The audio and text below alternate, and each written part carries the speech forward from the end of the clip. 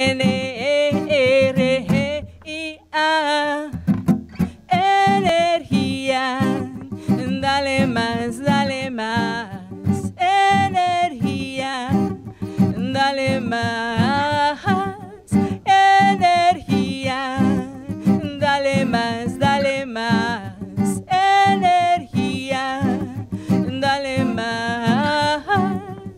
Como una sinfonía de ideas y amor, lo que da se vuelve 10 veces más. Magnifica tus sueños, enciende el fuego. Tener miedo no es malo, es vivir. E-N-E-R-G-I-A. E-N-E-R-G-I-A. E-N-E-R-G-I-A. E-N-E-R-G-I-A. Energía, dale más, dale más. Energía, dale más. Energía, dale más, dale más. Energía, dale más. Comparar y desesperar no te ayuda a llegar. Magnifica tus visiones. Cada día dale un poco más. Cada día dale un poco más. Cada día dale un poco más. Cada día dale un poco más. Dale un poco más. Dale un poco más. Energía, dale más, dale más. Energía, dale más. Energía, dale más, dale más. Energía, dale más. E-N-E-R-G-I-A. E-N-E-R-G-I-A. E-N-E-R-G-I-A. E-N-E-R-G-I-A.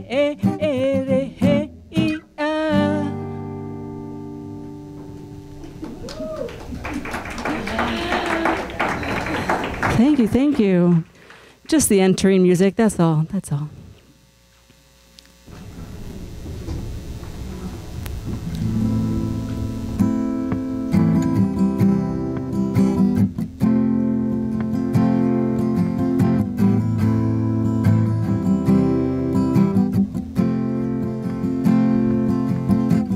Greed and power, it's never enough, it's never enough. Greed and power, you can't get enough, you can't get enough.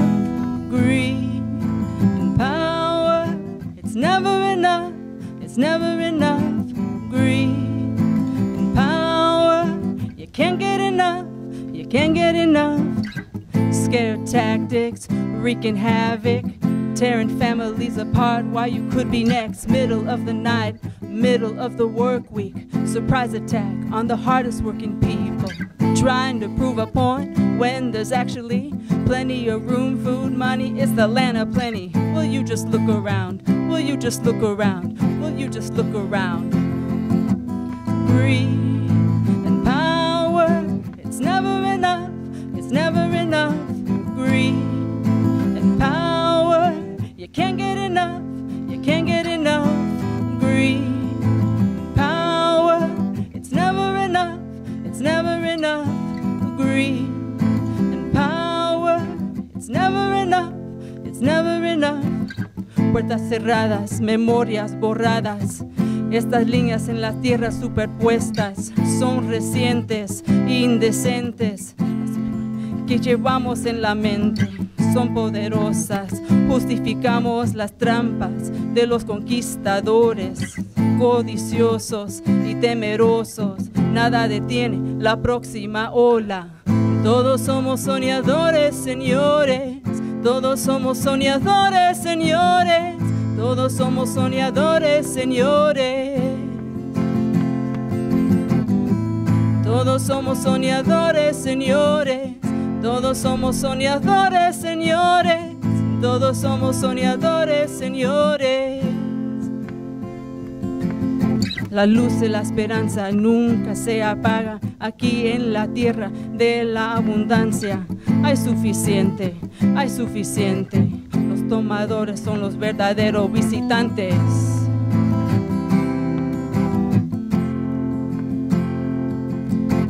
Greed and power, it's never enough, it's never enough.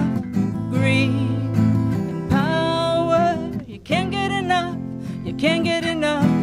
Greed and power, it's never enough, it's never enough. Greed and power, you can't get enough, you can't get enough.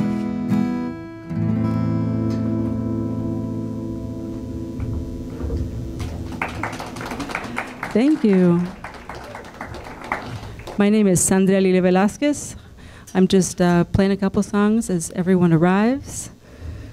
How are we doing, Janet and Brian? Keep going?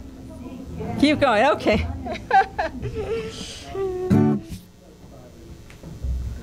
5 more songs? No, 5 more minutes.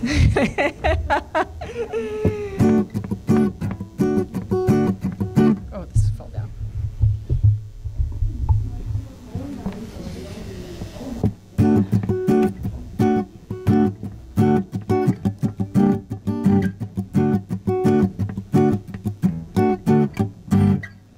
La vida es una maravilla, todos podemos cambiar el mundo. La maravilla es que lo podemos cambiar. La vida es una maravilla, todos podemos cambiar el mundo. La maravilla es que lo podemos cambiar. Estoy viendo el mundo con nuevos ojos, el mundo con nuevos ojos y no lo quiero cambiar. Estoy viendo el mundo con nuevos ojos, el mundo con nuevos ojos y no lo puedo negar.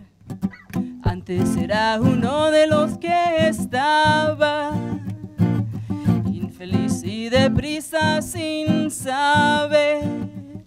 Ahora estoy armando una calma feroz que me hace sentir que todo estará bien. Ajá, ajá, ajá, ajá, ajá, ajá, ajá, ajá, ajá, ajá, ajá, ajá. Estoy viendo el mundo con nuevos ojos, el mundo con nuevos ojos y no lo quiero cambiar. Estoy viendo el mundo con nuevos ojos, el mundo con nuevos ojos y no lo puedo negar. Antes era uno de los que estaba infeliz y deprisa sin saber.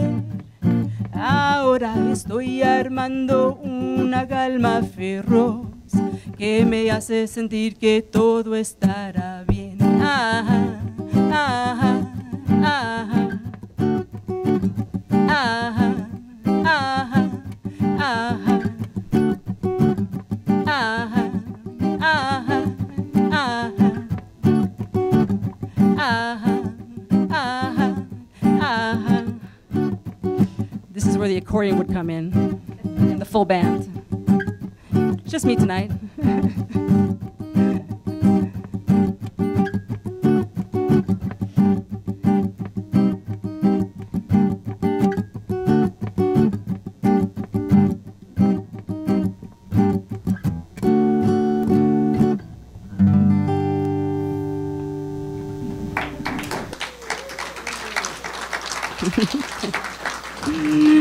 Thank you. My name is Sandra Velasquez. I am a friend of Brian Tate's. He invited me to just come and play a few songs for this really pertinent panel. I myself am from San Diego, and I grew up with Mexican parents. My mother is a Mexican immigrant. She moved to this country when she was 21. She spoke no English. She put herself through college and then law school, and now she is an immigration lawyer in San Diego. And she goes by the name of La Flama de la Justicia. This is not a joke. My mother refers to herself as the Flame of Justice, and she only wears red. Her entire closet is red clothing. You can look her up on YouTube. La Flama de la Justicia. And so, you know, growing up in a border town, San Diego, we think of it as just a, you know, a vacation town, but it is very much a border town. So that was very much my reality of, you know, going to Tijuana for lunch and coming back and crossing the border. And, you know, my grandmother used to cross the border before there was a border. So anyway, I'm very happy to be here because this subject is very close to my heart. And I actually moved to New York 18 years ago from California and missed my culture so much that I started a band called Pistolera, which is very much, has very deep Mexican roots, accordion, and very much with a cumbia influence, if you're familiar with cumbia music. So that's it. That's all about me. Okay. More? Okay. Okay. Are you guys ready? I think you guys are ready. Yeah. One last little one? Oh. How about one last little one? Okay. Okay, let's see here. Hey, Ed.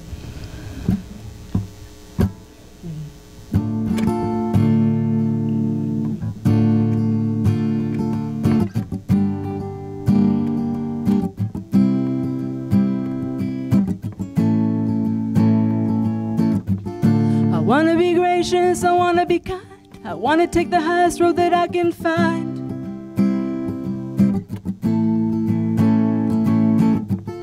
I wanna be gracious, I wanna be kind, I wanna take the highest road that I can find.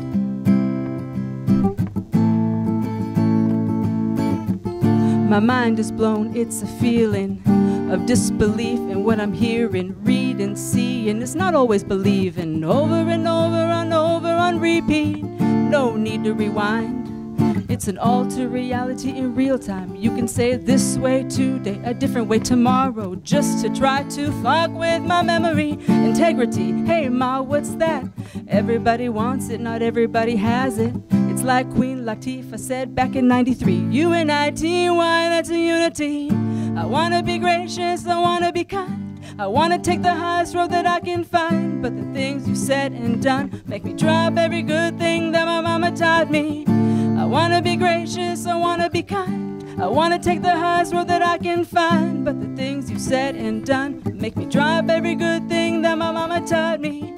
You can tune in, you can tune out, just turn yourself all the way up. This is from my mother, this is from my daughter. Do it how you want, just show up for one another. Please pass the Sharpie on the left-hand side. I need to make a sign, I need to hold it high. There's some things that have got to stop. Nobody grabbing nobody on my watch. Let's make a shield with the music. Freedom of speech, I intend to use it.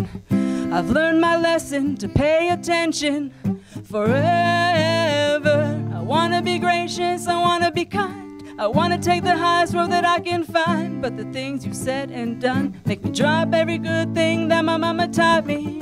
I wanna be gracious, I wanna be kind, I wanna take the highest road that I can find. But the things you said and done make me drop every good thing that my mama taught me.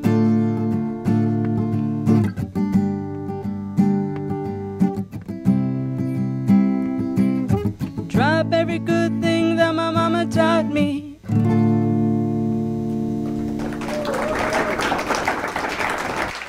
Thank you.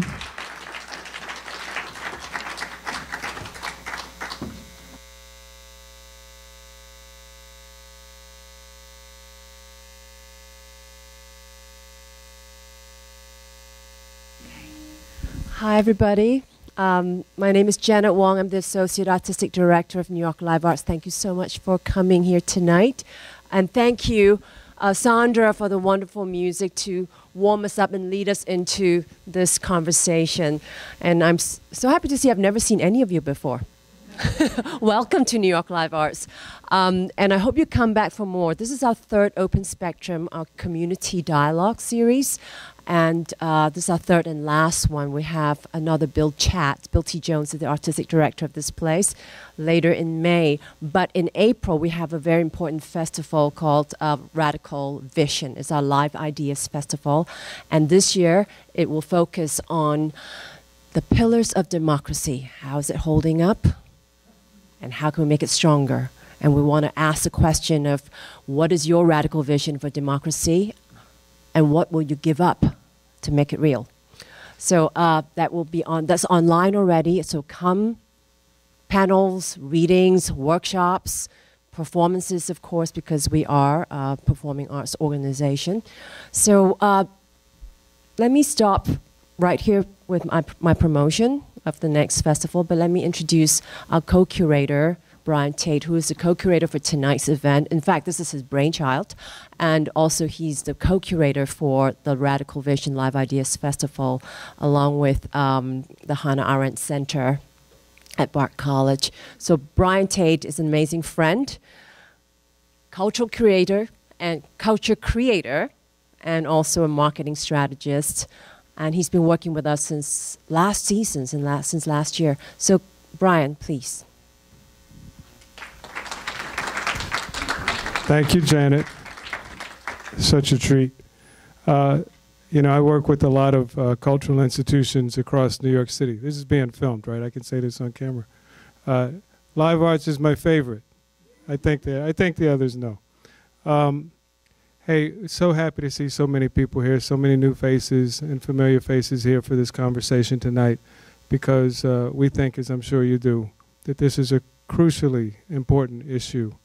There's a lot to talk about, but before we get too far afield, in terms of the cultural issues, in terms of the political issues and the personal issues at play around mass deportation and politically targeted deportation, we'd like to actually start the evening by getting with a conversation about the legal stakes.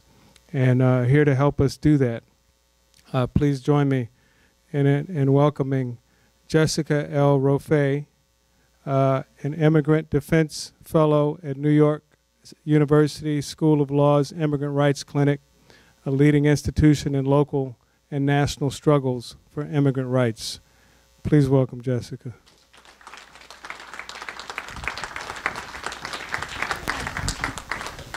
Thanks so much. I see some familiar faces, so I know some of you. I unfortunately have to read because I'm nervous, and so you'll see my 14-point font that I can read to all of you. But I'd like to begin by saying that we are living through a very dangerous time. Everyone in this room is in one way or another aware of that, which is why you're here. We are in a revolutionary situation, no matter how unpopular that word has become in this country. The society in which we live in is desperately menaced, not by Putin, but from within. So any citizen of this country who figured himself as responsible, particularly those of you who deal with the minds and hearts of young people, must be prepared to go for broke. Or to put it another way, you must understand that in the attempt to correct so many generations of bad faith and cruelty, you will meet the most fantastic, the most brutal, and the most determined resistance. There is no point in pretending that this won't happen. These are not my words. These are the words of James Baldwin, who wrote them in an essay entitled A Talk to Teachers in 1963. I swapped out Khrushchev for Putin, but I feel like it's the same. These words accurately reflect the time in which we are living and the precarious state of our civil liberties and human rights, particularly as they relate to immigration, but not exclusively so. Things are kind of crazy in a lot of other spheres too. As was mentioned, I am an attorney and the Immigrant Defense Fellow at NYU School of Law's Immigrant Rights Clinic. At the Immigrant Rights Clinic, we engage in local, state, and national struggles for immigrant rights. We do so by participating in litigation in immigration courts and federal courts. In our work, we collaborate with immigrants, like Ravi, to advocate for access to justice and due process, commitments that this country has made to all those who live here, commitments we believe are sacrosanct, and commitments that we believe make this country great. We also work with movement-building organizations, supporting them in their advocacy for immigrant rights in communities nationwide. Historically, our clinic has grappled with the concept we call, quote-unquote, crimmigration. Who's heard of crimmigration here? Some of you. An issue that sits at the intersection of criminal law and immigration law. Our field is really the child of two unfair laws that were passed in 1996 that dramatically changed the immigration landscape for the worse. These two laws make the immigration system so severe, so harsh, that a single marijuana offense can be enough to deport a green card holder, regardless of the fact that they call this country home, how much time they've spent here, or of their contributions to their families and communities, or any other positive facts about them. The story of crimmigration is the story of racial profiling. It's the story of stop and frisk. Because as we know, those that are targeted by our criminal legal system are more likely to be subject to these harsh laws. The story of crimmigration is also the story of double punishment, and the story of members of our communities being plucked from their neighborhoods, not just in criminal jail, not just placed in criminal jail, but in civil detention, placed in orange jumpsuits, shackled, and labeled immigration violators. We litigate these issues because they are unfair. They do not reflect the ideals of this country, but reflect what our laws and policies can do when they go unchecked. They can tear apart our families, disrupt our communities, and create intergenerational trauma, which we fight against. And beyond crimmigration, there is another story, and that is the story of the over 11 million undocumented people in the US without a pathway to permanent status or citizenship. Our laws, of course, are written in quirky ways, such that some of these folks are married to US citizens with US citizen children, and yet cannot seek status because our laws do not permit it. And of course, there's another story of the over 300,000 people living here with temporary protected status, granted to those who hail from nations designated for protection because of an environmental disaster, like an earthquake, or a flood, or a drought, or an armed conflict. Since January 2017, when our new president was inaugurated, many of these designations have terminated, and they will continue to do so. These are only a few stories, and as you can imagine, there are a number of issues on which to organize around and to litigate. So we are in a lot of litigation right now. Much of our work at the clinic takes the form of individual representation. A child, a parent, a family is placed in deportation proceedings, tasked with justifying their presence in the United States before an immigration judge, and to defend themselves in cross-examination by a trial attorney that represents Immigration and Customs Enforcement, commonly known as ICE. I've asked myself countless times why we sanction this process. Why a young man finishing college with a US citizen girlfriend and family members was placed in deportation proceedings after jumping a turnstile. Or a grandmother of 10 US citizens who shoplifted 20 years prior when she was struggling to find work found herself on trial. Or why a family who sought immigration help from a quote-unquote lawyer that turned out to be a fraud suffered the consequences of immigration proceedings. I ask myself these questions, and the only thing I can attribute it to is an unjust and unfair immigration system that has grown more inequitable and more destructive over time. It breaks up families and banishes people from their homes, sometimes sending them back to impending danger, sometimes sending them back to languages and cultures unknown. When I consider these injustices, I'm reminded of another Baldwin instructive, that our job is to examine society and try to change it and to fight it. This is the only hope society has. This is the only way societies change. I am committed to this mission, and I was instructed to, galvanize you all to be committed as well. So there are opportunities to become involved, not as a lawyer, which quite frankly is quite limiting in many ways, but as an advocate and a friend. There are rallies to attend, elected officials to call and to take a stand about passing legislation that is, quote, clean, that does not use immigrant lives as bargaining chips. There is a new sanctuary coalition, which many of you are a part, with which, sorry, I gotta turn my page, to volunteer, to accompany immigrant friends to proceedings and check-ins, and bear witness to injustice. because we must never make peace with this injustice. And so with that, I will conclude. That was my overview of the immigration and injustice system at present, but I think I'll end there.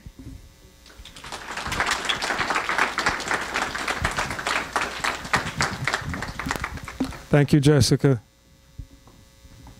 I wanted to ask Sandra, before we got too far afield here, where can people next experience your music and your Eunice?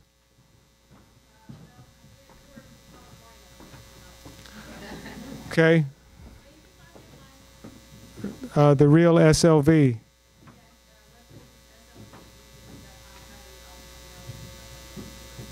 Okay. Great. Great. All right. So I'm going to read a couple of things, but I just want to say that,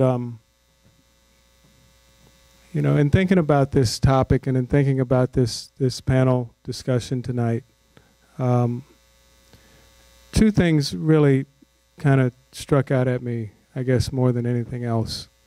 I'd been doing some research and doing some work around mass incarceration a year or so ago, and came into contact with a lot of artists and activists who are working on that issue. And just a few months ago, I did a series of projects around the travel ban.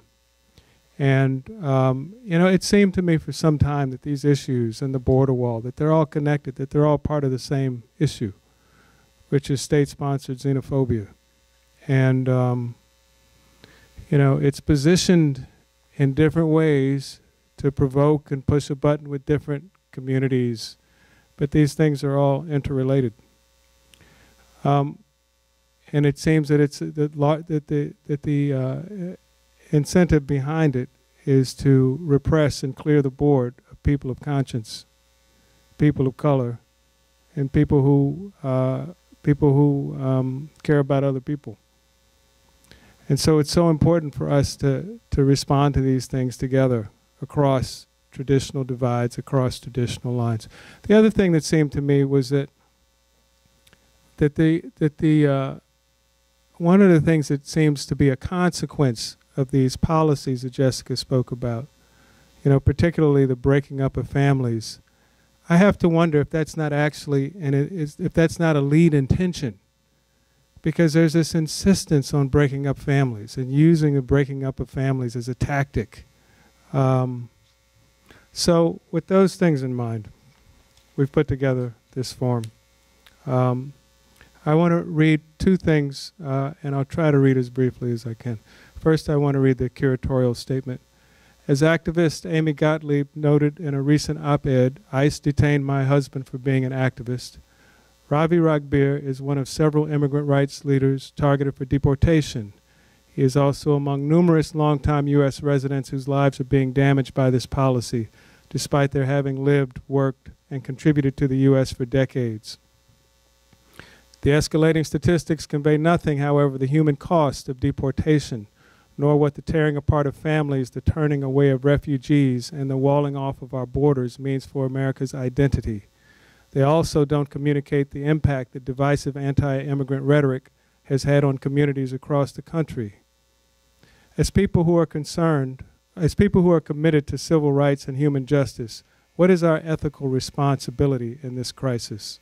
What is our response as New Yorkers who support the values of our sanctuary city?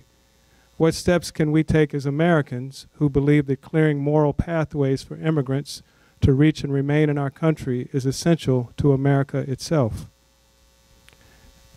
And lastly, almost in response, much bigger than in response actually, is the opinion from Judge Catherine B. Forrest in a case where Ravi's case came before her.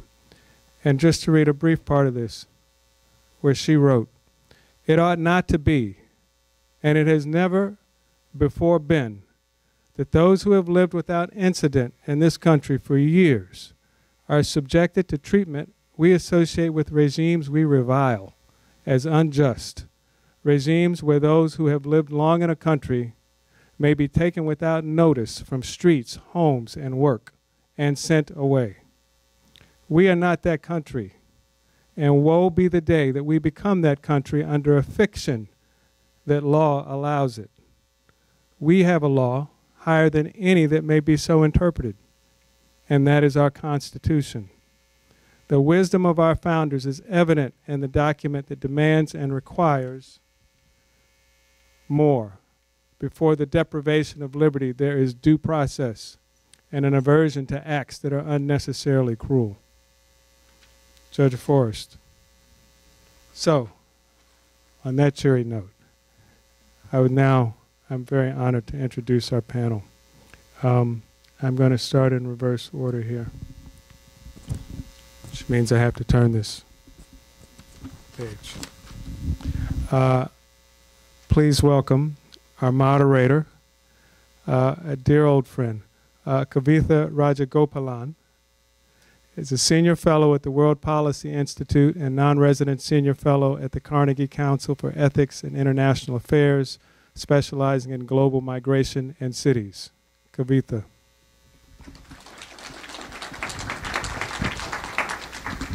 Reverend Juan Carlos Ruiz is a priest and co-founder of the New Sanctuary Coalition of New York. You have some fans here, I see.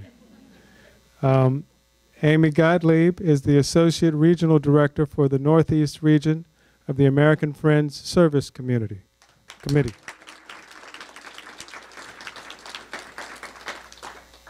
Ravi Ragbir is an immigrant rights activist and organizer who serves as the Executive Director of the New York Sanctuary Coalition of New York, where he works directly with those who are facing deportation to empower them in the struggle to remain in the U.S.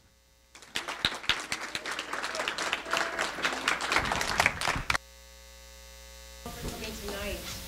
It's such a pleasure to be here. And I just wanted to set up this conversation. We're going to primarily hear from our panelists who have, as we all know, many of us here in this room, I understand a lot of you are part of the movement that they are leading.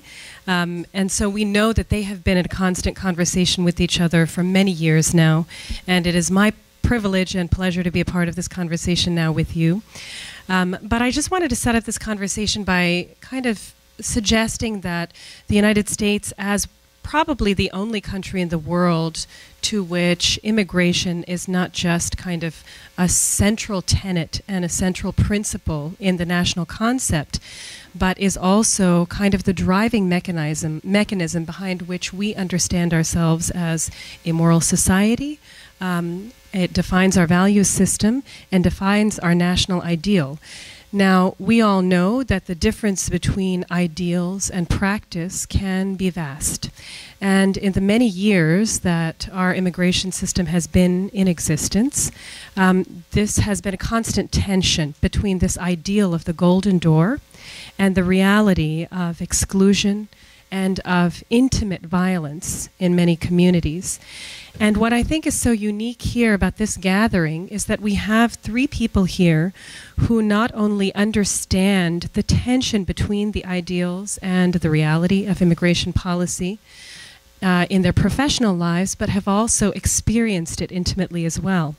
And unfortunately, as we all saw in Amy's recent op-ed and in many pieces that have covered Ravi's case, unfortunately, we now know that their position is not unique, that immigrant activists and rights activists are being targeted by this particular administration, and that this long-standing system that Jessica described to us of slowly stripping away rights and privileges from immigrant communities is coming to a kind of head now.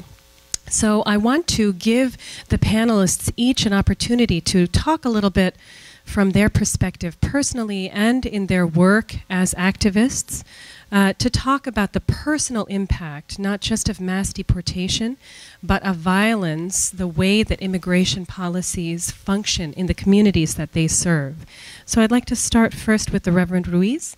If each of you could take about 5 minutes or so to talk about this, then we'll continue the conversation from there. Thank you, Reverend Ruiz. Excellent. First, I feel like we are with friends. I mean, I look at the faces, and most of you I do know. I came to the States back in 1986, following my family who had been displaced by the mighty dollar. And I came after personally struggling to either move and visit them or just stay and wait for them. I was 15 years old when they left. And I don't know how my parents managed to leave me behind, but I guess it had a lot to do with my stubborn quality. They knew they wouldn't move me, and I did refuse. I did everything in my power of my own young age to stay behind. But eventually, the longing of being with my family kind of made me, I shouldn't say that. I was going to say something, but maybe I shouldn't say. But it made me come up north, my parents being undocumented. That kind of brought me into a different world that I was used to. I came in, my parents had moved to Paterson, New Jersey, 4 brothers, 1 sister, father, mother. And back then, I do remember that this question of papers wasn't that much relevant. So my parents being good workers, they did manage to provide for us a good life, having an emphasis so much on education for us, so we managed to go through the system. And as I said, kind of undetected, because I do remember being given a Social Security number, which until nowadays, I don't know if it was how they came up with that number or whatever. But that's what you used to do to survive. But I was always raw to the experience of being undocumented. And that was, that feeling kind of increased over time until the point that they were going to ordain me a Catholic priest back in the 1990s. And they found out that I didn't have any papers. I never unveiled that to the higher ups. So they said to me, well, we cannot ordain you because you cannot be our employee. What are you going to do? So they put a question on my plate. I said, no, it's easy. I go back, send me back, and just give me a letter, and you're going to sponsor me, that's fine. So I remember going back and going through the system in Monterrey, Mexico, and came back with no trouble. And then I married God. Being a Catholic priest, one is celibate and one marries God. So I married God, and I got papers because of God. So you can blame God for that. Trump, you can blame God for that. But my life was really marked by that experience of being vulnerable. My family, my father, my mother, didn't get any papers till I became a citizen. And that's why I became a citizen practically, because I wanted to somehow shield my parents. And my brothers, one way or another, they were able to, there are 1,000 ways to skin a cat, so to speak. And so they managed to get papers here and there, and which those doors are there anymore, by the way. They keep closing those doors, shutting those doors, and it's increasingly more difficult to regularize your status, and especially if you're a bad hombre from Mexico, you know, so forget it. So I had a quaint, happy life, so to speak. But then I came into contact with the Catholic worker movement, and my mentors came to be the troublemakers, priest of the 60s, the Berrigans, Philip, and then so they taught me well in many ways how to get into trouble.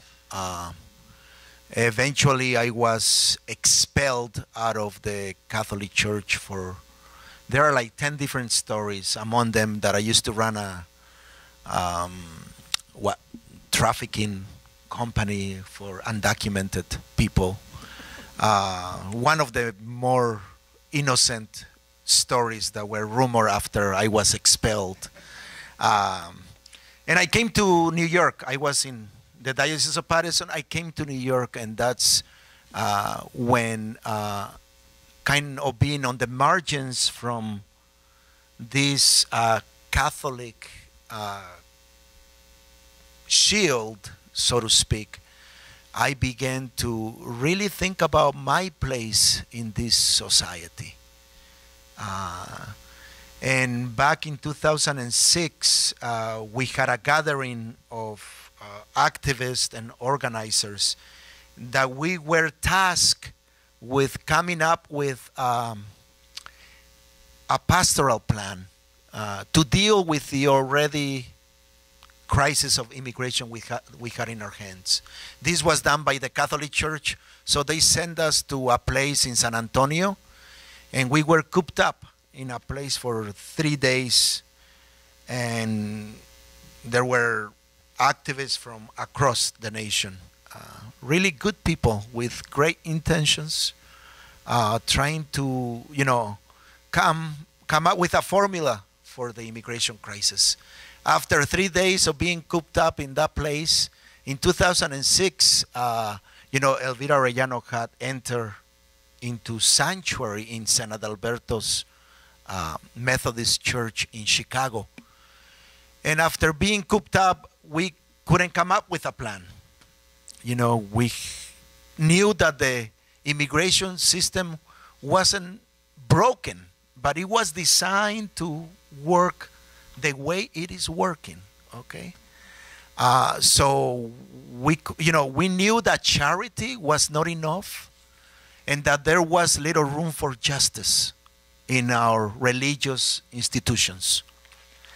So after seeing Elvira Arellano going into sanctuary, I basically turned to Alexia Salvatierra, which is a minister, Lutheran minister in Los Angeles, and I said, Alexia, we need to do this nationwide. We need to open our churches, give the microphones to the people who are being persecuted by our government, and let them tell us the story, just as Elvira is doing.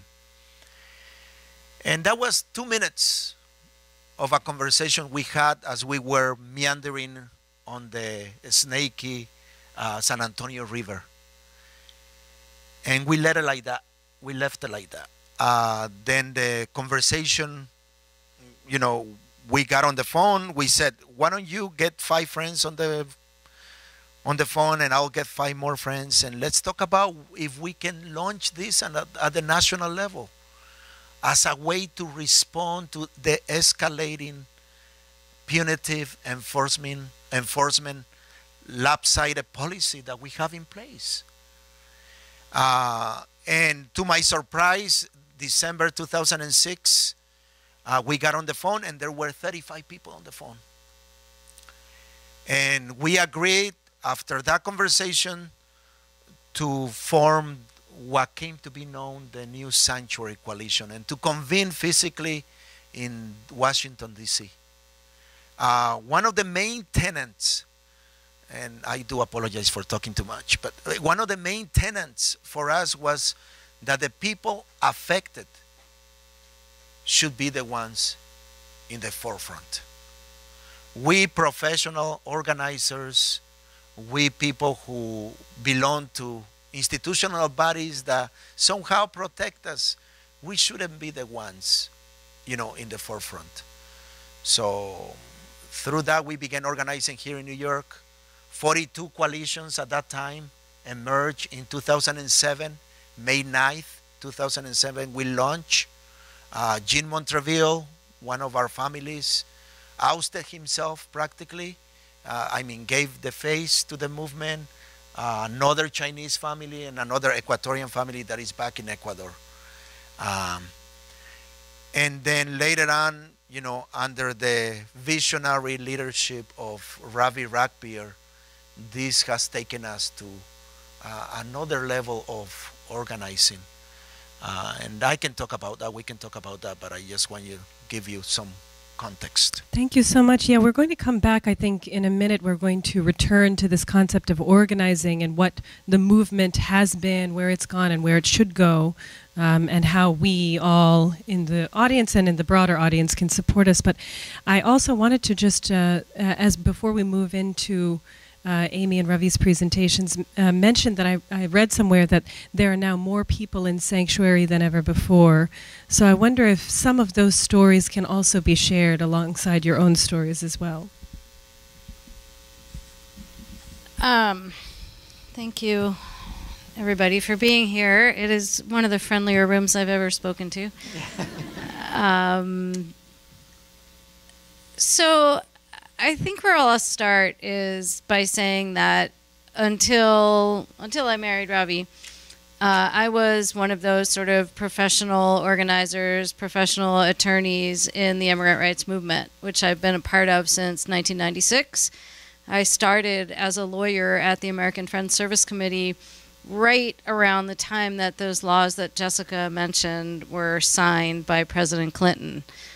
And it was a very intense time to be beginning a career as an immigration lawyer, seeing how devastating the impact of, there's actually a trio of laws that Clinton signed, the Welfare Reform Act, the Anti-Terrorism Effective Death Penalty Act, and the Immigration Reform and Immigrant Responsibility, Illegal Immigration Reform and Immigrant Responsibility Act. Those three pieces of legislation signed by Clinton were the beginning of this path towards really shutting down many of those doors that Kavitha and Juan Carlos have mentioned. And so I was part of that movement for many, many years. I've known Juan Carlos forever. But as the, kind of thinker, activist, non-impacted person, but impacted, of course, by the people I knew, the clients I represented, the people I worked with, my colleagues, my friends, but not personally impacted by these immigration stories that Jessica was mentioning. And I think it was, so one of the things that AFSC, American Friends Service Committee, does believe in also is that the movement needs to be led by people who are impacted. And we're one of those organizations that has the privilege of having programs on the ground, but also programming and staff in Washington, D.C. And we created a national project that was called Project Voice back in 2001 that was really about building leaders in immigrant communities throughout the U.S., looking at documenting the abuses that they were facing, looking at policy, and bringing those stories and those people directly to policymakers. So we had this beautiful program that I was really deeply involved in developing, and it worked well until we sort of ran out of funding and made some bad hiring decisions. But fundamentally, the premise of it still holds true, that we strongly believe that this movement must be led and that change will only be made when people who truly understand these issues from a personal perspective are able to be part of those conversations and to lead those conversations and to be heard by our policymakers. And I met Ravi in 2008, not long after he was released from detention. And, you know, the immigration lawyer in me was like, why would I ever want to get involved with this guy? You know, he's going to be deported. What am I thinking? You know, he has a really impossible case. But we just kept kind of running into each other everywhere we went. And so I would be on a panel and he would be on a panel. What? On panels, right. Yeah, we'd be on panels, and he interviewed me for a radio show, and we found each other at conferences. And anyway, one thing led to another, and, you know, here we are now. I don't think he was stalking me, but maybe. I don't know. Or maybe I was stalking him, right? You know what? Right. So, but you know, so the logical lawyer in me is like, this is kind of a mess. What am I thinking about? But then we just decided, you know, that, look, there's love here. This is a person I really love, and we're just going to believe. We're going to hope, we're going to believe that we can get through this somehow. And fast forward now to the last 30 days, and it is 100% clear to me that that faith and love and community is why Ravi is sitting here today. Because when we were planning this panel, when Brian first reached out to me, Ravi was detained. And then when Ravi was released, we didn't know if he was still going to be here today. So I wasn't able to confirm with them that Ravi could be present until Saturday, right? Sunday, Saturday, whenever it was. So, you know, sitting here as part of this, and now as a very privileged white U.S. citizen with access to the best lawyers in the country, with access to an incredibly strong and powerful community, with media-savvy friends, with both of us having had a lot of experience talking with media, we have made together a very conscious, I think, decision to continue living this out very publicly, and to say that, you know, in this scheme where we are in these revolutionary times, that our privilege and our access is something that's going to help move these policies forward, and is going to help overturn and eliminate the violence that ICE is perpetuating, not just on me and Ravi and our families, but on the thousands and thousands and thousands of people who are facing this every single day. The, you know, 35,000 plus people, immigrants, who are locked up in immigration detention in jails throughout the country on any given day, right? And we are paying county jails and private prison companies that are profiting off the backs of immigrants, profiting off of this system where we say it's okay to lock up people because of their status.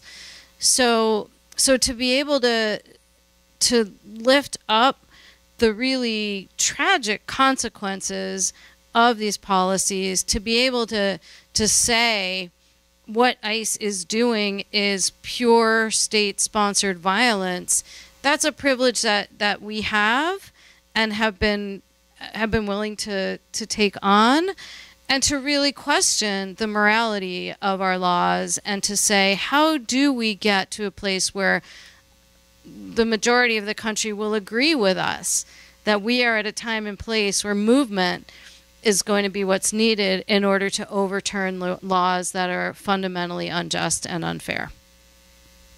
Before we go to Ravi, I was thinking earlier about a conversation that we were having on the way over here.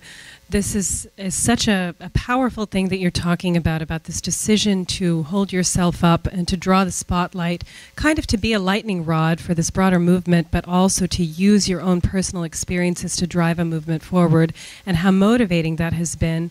And we were kind of discussing how Ravi has had this incredibly traumatic, exhausting, draining experience that has become now this community experience that has had a distinct physical and emotional fallout, not just on Ravi, but on you and your families and on your friend circles and your entire community.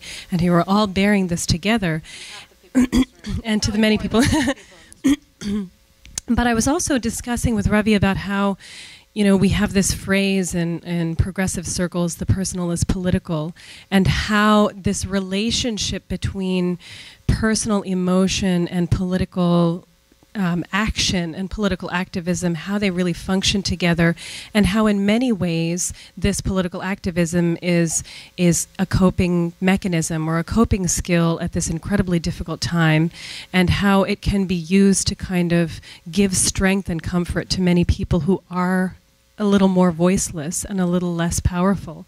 So I was wondering, Ravi, if you could speak a little to that, and also if you wouldn't mind giving us a little bit of an insight. You have had the misfortune now and the hard luck of having to endure detention in different administrations, and I'm wondering now if you can kind of tell us a little bit about what is different, what is the same, what your experience with this latest round of detention has been, and what really strikes you about this particular experience. And I'm going to do that in 5 minutes. Okay. But before I do that, what's your name? Yeah. Henny. So I want to say thank you to Henny because although she has been reading the news, she's not afraid of the immigrant on the panel and start on the front seat without being told to do that, right? So there is this myth that, I'm a felon and I'm dangerous. So as you all know, I make bad jokes. And I was told not to, but Juan Carlos started this. So personal story. Well, in fact, you all have been reading the stories, you all have been reading the news, you have been seeing this. So let's actually look at it from a different angle, and which will actually tie into what Kavitha has just asked me, which is the personal into the activist role. How many of you, so the personal side is what I've faced. And I'm going to get really interactive now. So as you all know, I point to people, and you all have heard my stories. How many of you have actually lived the story that I have lived in the last 30 days? Raise your hands.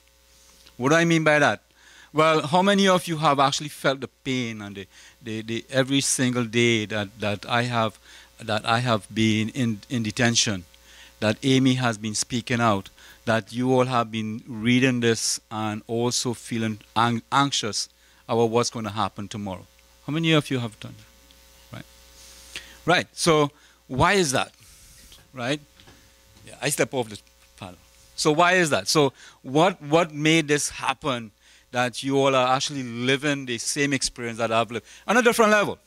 We all need to understand it is at a different level, but you all have still lived it. Right? Who put up their hand? Who raised their hand?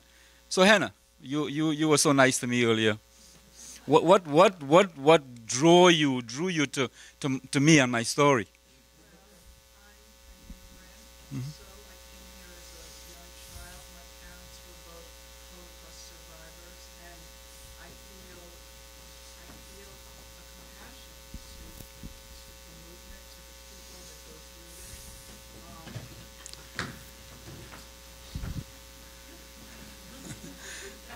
So thank you, Hannah. What about Marissa? You know I was going to ask you. What drew you into my story, and what actually made you be able to live the same emotional trauma that I have lived? Well, knowing you for so many years, admiring you and loving you, has affected both of us a lot. And sometimes we felt, in a selfish way, that we were living like you were living, what you were living, but not really, because you were the one that were suffering. But it's the love we have for you and the admiration for what you're doing.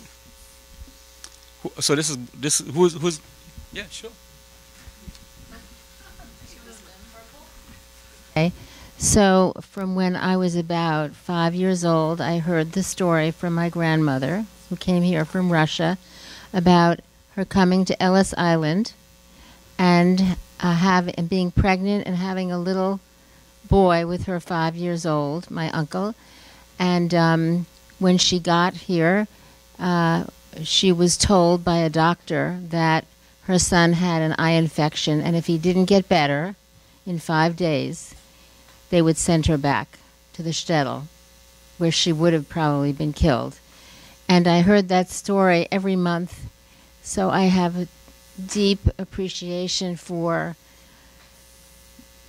what we are doing now in this country that actually, in some ways, was happening at that point. And in fact, what happened was a new doctor came on the scene who was Jewish, and he said, no, he doesn't have that eye infection, and he took my grandmother off of the island and brought her to New York City. So. Thank you.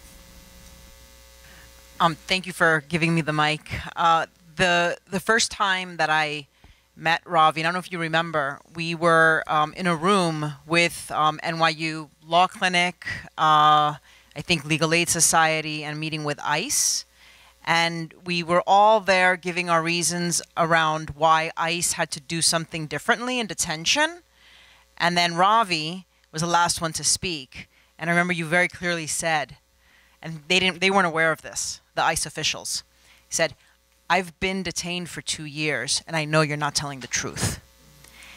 And I remember how powerful that was. That no matter how many advocates were at that table that were attorneys or that had worked closely defending immigrants, there was nothing like the power of your telling them, I know you're not telling the truth, and the look on their face. And that transformed my understanding of organizing without anyone telling me, just seeing it.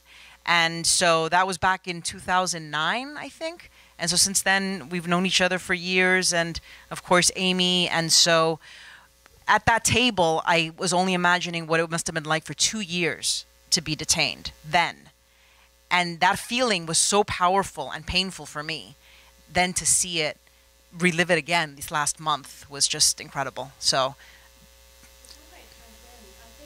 What I'm hearing here is 3 different ways of connecting to a story. You know, one is through personally knowing a person who has experienced this tragedy, to connecting with your own family history, connecting your own family history with this, and this is where things get a little hairy, because I've known many people who have immigrant histories, who have immigrant backgrounds, who are like, well, but they're not doing it the same way we did, or they're the wrong kind, or they're breaking things. We did things the right way, or we paid our dues, and that's, we all know in this room, this is a room of people who are on a kind of a similar end of a spectrum.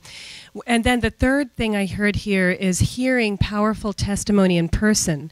And one of the things that we talk about is when we understand that there's a moral imperative to act, what is the seed that is planted? In this room, many people are already involved in the movement. So I'd like to take these experiences and connect them back to the panelists here. How do we convey this sense of urgency? How do we make these connections with people who are outside of this room? Maybe people who are on maybe a sympathetic side, but also people who have human emotions as well, who can have empathy. Is that the way forward? And one of the things we were talking about here is, prior to this conversation, is that the economic argument has been made for 30 years to advance immigration reform, and it's failed. The sociological argument has been made. This emotional, this human connection, it's still not been effectively communicated. So I want to turn that back to the panelists again. Thank you, Ravi, though, for opening that up. I really think that was really moving and very beautiful. And if you want to connect it to your experiences as well, too.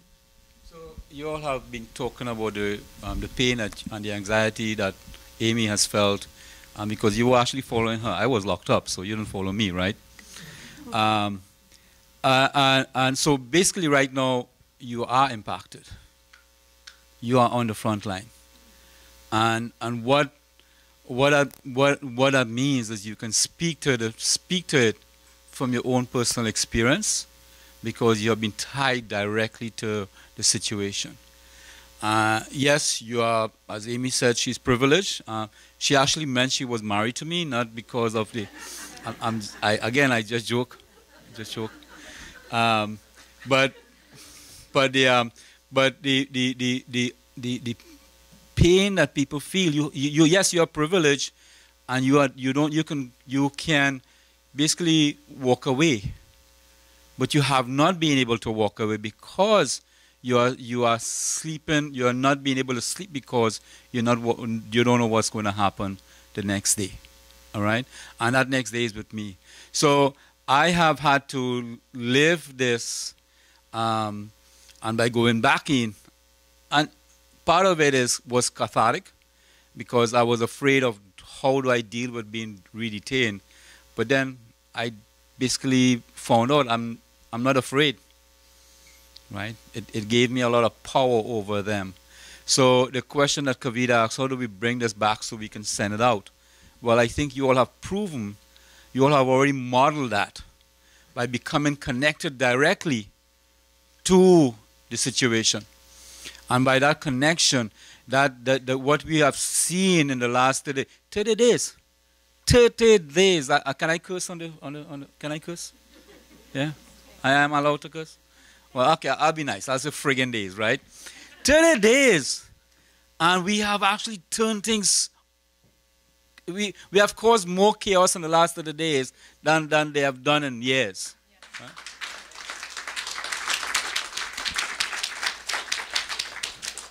And that's because it's coming from the heart.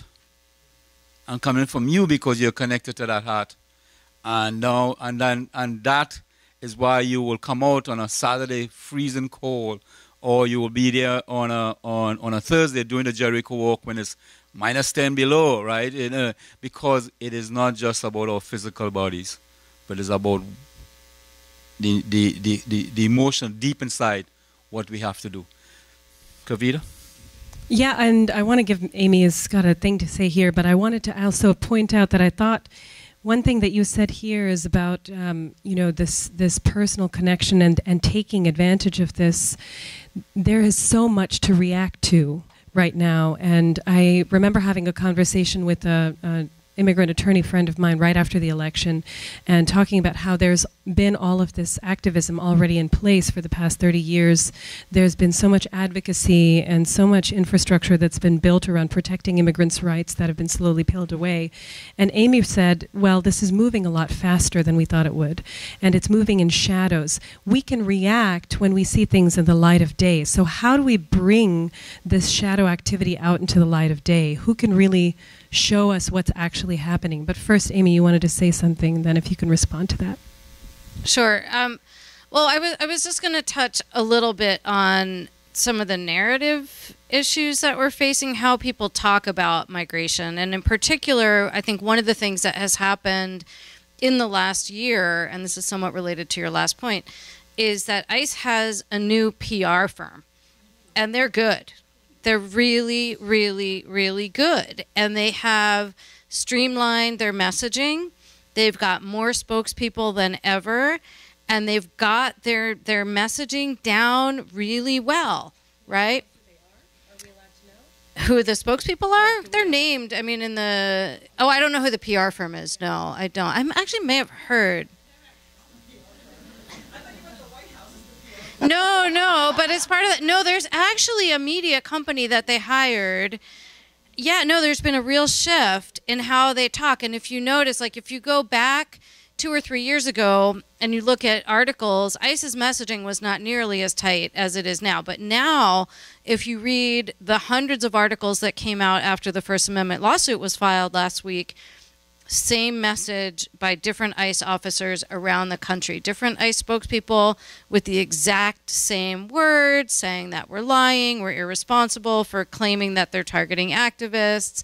So they're calling us out, claiming that we're not being honest. They are calling immigrants felons across the board. They are talking about legality. They're talking about how they are only enforcing laws that are on the books, and it's their job to enforce laws that are on the books. That all sounds good, right? Right? It sounds very logical.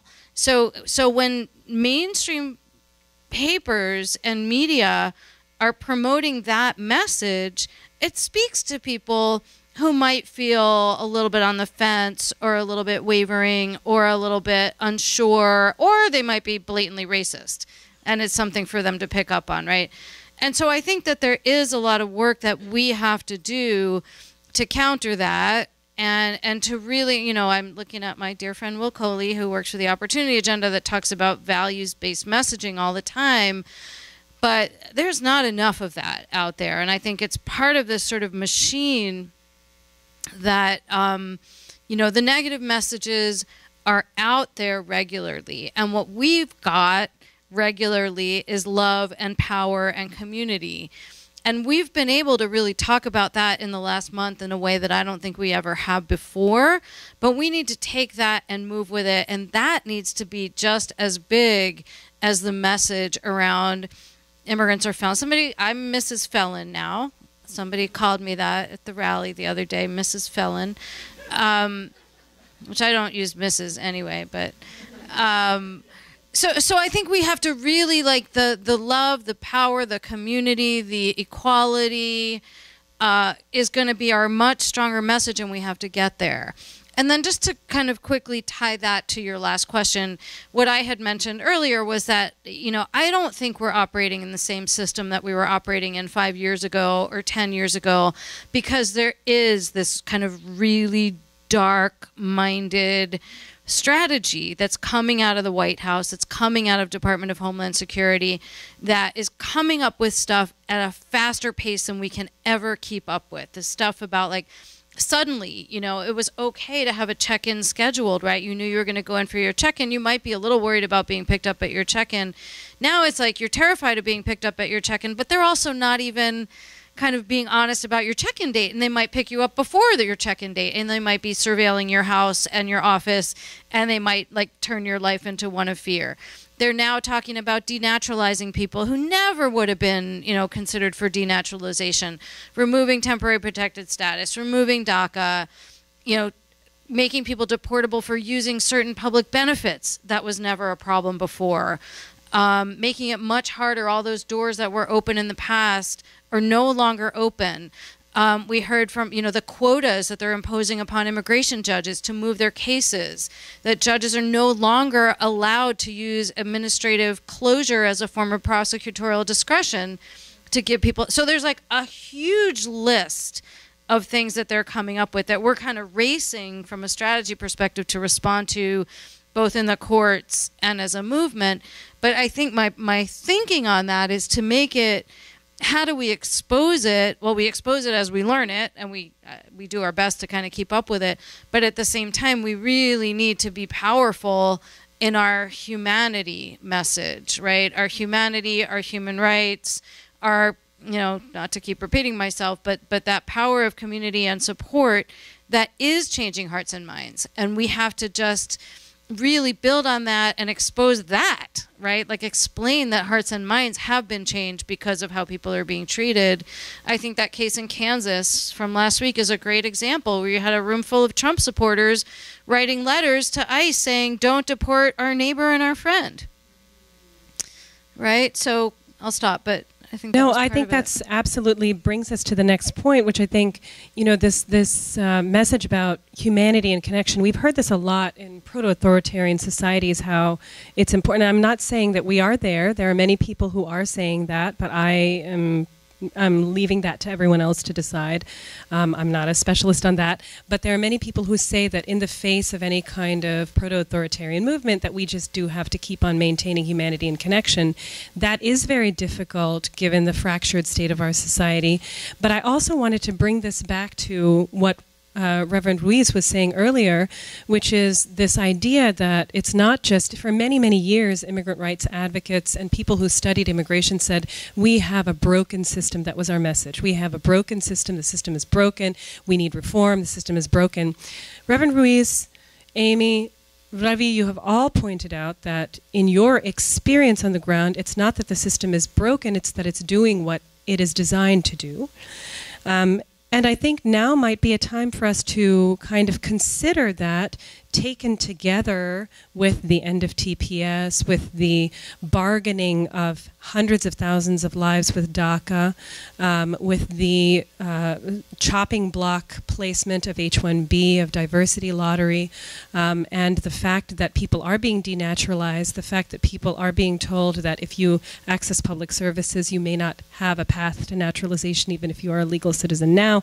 All of these things taken together, it's becoming increasingly possible and necessary to see this immigration approach as a form, and with mass deportation, as a form of ethnic cleansing.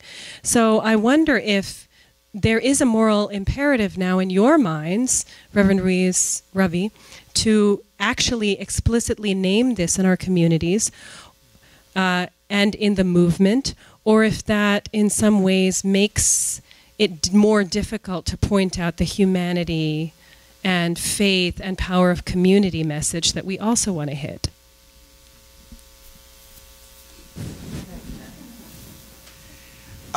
You know, I think we often make the mistake in terms when we approach this terrorizing system of not questioning the framework. We assume the framework, and that's when I think once we assume this framework of Homeland Security that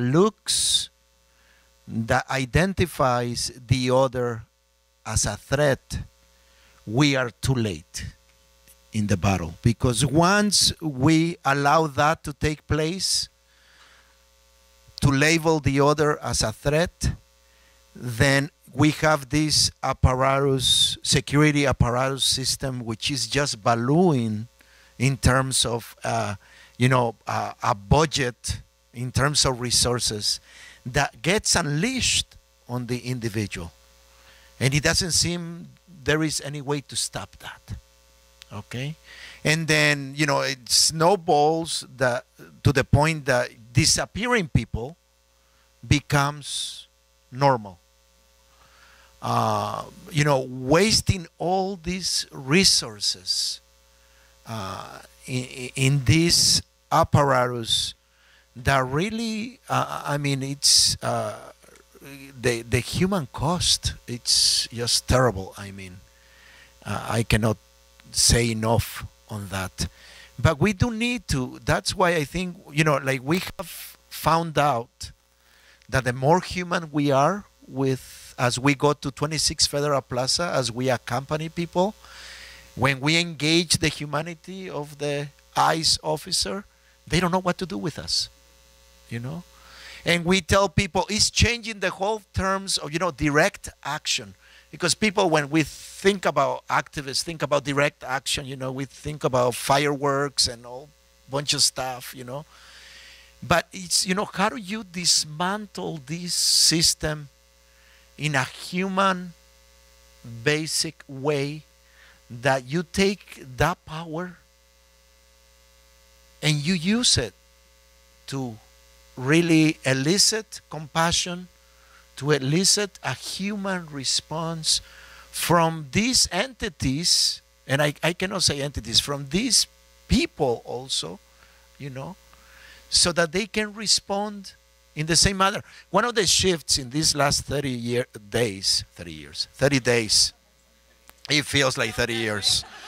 But we have seen, many times we used to put the colors, and Ravi used to send me to Federal Plaza I was the guinea pig, go and try this one and let's see what happens, And he used to send us, a lot of us in front, and we knew that it was making a difference, having this Roman color as a way to push back in those policies. But in these last 30 days, you just have this S. And many people here can tell you, now the judges, the officers, detention officers, they see that and they kind of push back. They are treating us in a different way. And now you don't have to use the collar anymore. So we are hoping that this sign is a sign that, humanity does trigger the humanity of the other. I do think this is tremendously powerful testimony here, but I also want to point out that it takes a certain kind of person to be willing to stand up and assert their humanity in the face of a dehumanizing institution and a dehumanizing experience, a persistently dehumanizing experience, and not all of us have that character. Not all of us have that quality, and I do feel like there is a lot of anger and pain out there in the communities as well. So I'm wondering, what would you say to people who are feeling I would say rightly so, feeling dehumanized and feeling like, why should I have to stand up? And you are, of course, a person of faith. So many people who are in progressive circles, who are activists, who are, being, I think, on the receiving end of these very violent laws, are not people of faith. So how would you engage them? How would you motivate them, I would say us, to stand up and continue to assert humanity in the face of this kind of constant and consistent dehumanization? Ravi, you're a person of faith. Come on.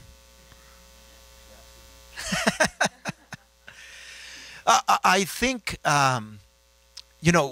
we talk about sanctuary many times in the abstract, and I think one of the best definitions, and I often say this about community, is the people you are willing to struggle with, and that's part of it. I mean, it's no one perfect package that comes along, but I mean, I do feel that the more human we are with each other, we allow the other to be himself or herself, and that, anger is a great energy, a great emotion that we can use nowadays. I mean, if you are not angry with what's coming out of the White House nowadays, I mean, you are either dead or, well, maybe you following the right one, following the guy in the White House. But I mean, there is this moral outrage that we need to begin to harness as a movement. I think we are learning as we keep building this up, that it takes a lot of different people to make this work. And those who are angry are also part of the movement. And how do we channel those energies to build up instead of destroy? Many times I think people are afraid of confrontation. I think we need to confront that. Like we religious people have this kind of peacemaking mentality, and we are often casted in this role that we need to have this kind of cheap peace. For us, I think it has to be, we really have to find, fight for that peace. And when our brother or sister do not live in dignity, I think there is a righteous anger that we need to exercise. And being passive or being somebody, often I get this thing, Juan Carlos, you are too political. I say, what the heck are you talking about? I mean, if our bodies, if we are public, that's what differentiates us from animals. Dogs are social. We are the only political beings, so we need to really be about, the care and the protection and really upholding the dignity of all. And Brian and I, we've talked about this. Oh, I'm sorry. Go ahead. Sorry, I was just going to add one piece to that, because I think there is much more palpable, real fear in immigrant communities right now. But I think we also need to really take a step back and look at what immigrant communities have been dealing with for the past 30 years in terms of the lack of capacity or ability or willingness of our elected officials to create immigration laws that are fair and humane. And so there has to be a piece in here of holding our elected officials accountable and not allowing them to use immigrants as negotiating chips, which they're doing. They've done this for years and years and years and years and years. It's just uglier right now because it's looking like the consequences are worse because there's more ICE agents and there's more detention. But I think in that piece, there's this opportunity to kind of mobilize. And so the people who are afraid, let's do an analysis. What is it that you're afraid of, and what is it that you're angry at? You're angry because this has been 30 years that you've been in this country, and nobody has been able to make it possible for you to legalize your status, right? And so to really get those folks in a kind of longer dialogue that I think helps to manage some of that anger and fear and channel it into an appropriate place, because our elected officials do need to be held fully accountable for getting us into this situation that Trump inherited, right? He's made it really awful, but he inherited the mess. I agree, not broken, but the structure that exists to deport people. Create this. Ravi, I wonder if you can actually speak a little bit more to this question of how to confront. You were saying that, you know, on the movement side, all three of you have mentioned that you feel like the movement, while it is beleaguered, it is kind of coming into its own in a very powerful way and is maybe blossoming. But how can, you were saying that you think it's time now for the movement to really be confrontational and not be fearful. What does that mean to you? What does that look like to you? Well, you know, I could be interactive here and ask the question, how do we become confrontational, right? And many of you have been trained, and you can say it in one word, is 2 words is, come on. No, no, no. No, no, no. Shut up. Right? Shut up, right? We have taught you guys to shut up in the space of this, in Federal Plaza, in the courts, to shut up, because sometimes you don't need to say a word to be confrontational. And what you have seen, what those who have been trained through New Sanctuary have seen, is that confrontation doesn't have to come from us, comes from them. And then this is the Sun Sui, or the jujitsu of letting that energy flow back into them and kick them in the ass, right? So the confrontation doesn't always have to be. Do we need to really confront, or do we just need to be standing there in the gap, standing there protected? So the question that was asked is, how do people are afraid to stand up? Well, one of the things is they may think that they have to speak, and they have to know, and they have to be able to answer and respond. But when you are keeping quiet, do you have to do anything except be there? That's one. The other thing is, if I am an immigrant and I have to face this, and I may be silent because I'm scared like hell, so I'm keeping quiet overall. But then if I have half of this room, you know, I have 10 people here with me showing up to Immigration and Customs Enforcement for a check-in, am I afraid? Right? Or do I have a lot more strength going through this process? So when I was re-detained, and I know eyes was on them, I know that if in fact, they knew this, so that everything that I complained about or was attempted to complain about, they gave me. It was the best treatment I've ever had in detention. You know, I don't eat beef and pork. Oh, yeah, you have a vegetarian platter meal. Immediately, it's like, wow, right? Amy will tell you in Florida, it takes weeks to get a visit approved for anyone. And within an hour, she was approved. Even the guards were saying, yo, dude, you must be really powerful to get this happen. Right? So, but because we have the community surrounding, if we have the community surrounding them, it becomes a space of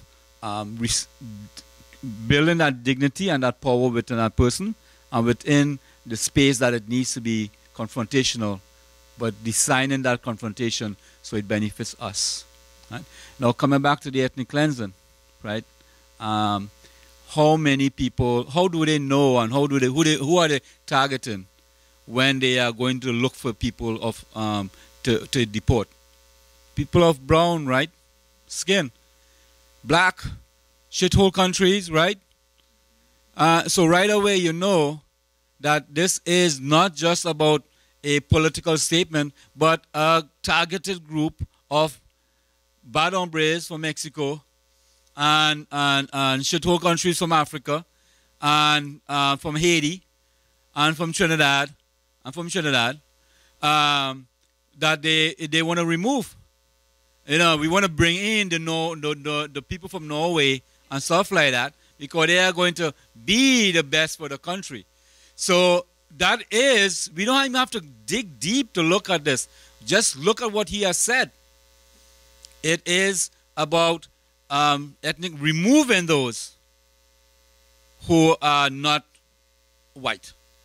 The other question is, we coming back to the personal impact. How many of you think that this immigration is just about immigrants? See, that's a problem. A lot of people don't realize that it's not just about immigrants, right? A lot of the policies have been implemented to affect you, to remove your civil rights and your civil liberties, right? Every person in this room can be stopped outside and searched without a warrant. So my attorney wife here will say, no, that doesn't make sense, except if I say Customs and Border Patrol, and then she has to agree with me. Because 97% of the United States population live within a constitution-free zone. Look it up on the ACLU, right?